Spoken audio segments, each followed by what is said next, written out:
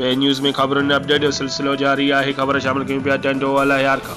तालका झंडोमरी जे ॻोठ फज़ल चंद में स्वीडन मुल्क में मुसलमाननि जे अज़ीम मुक़दस पाक किताब क़ुरान शरीफ़ जी थियल बेहुरमती वारी नाक़ाबिले बर्दाश्त काफ़रानी अमल ख़िलाफ़ जमायत इस्लामी जे ॾिनल सॾ ते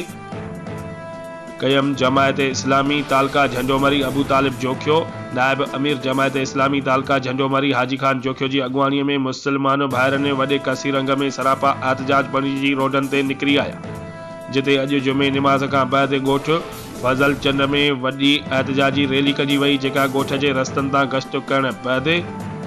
जॾहिं इख़लास पब्लिक स्कूल वटि पहुती त उते वॾी एहतजाजी मुज़ाहिरे में तब्दील थी वई, जंहिंमें स्वीडन में क़ुरान शरीफ़ जे थियल बेहुरमती वारी नाक़ाबिले बर्दाश्त अमल ते सख़्तु कावड़ वारनि लॻायल नारनि जी गूंजार सां लबैक या रसूलुल्लाह जूं सदाऊं बुलंद थी वयूं। उन मौक़े ते मास्तर नूर मोहम्मद जोखियो, वक़ार अहमद, महबूब ग़ुलाम नबी, अब्दुल शीद, अब्दुल रऊफ़ जोखियो, सुमेर जोखियो,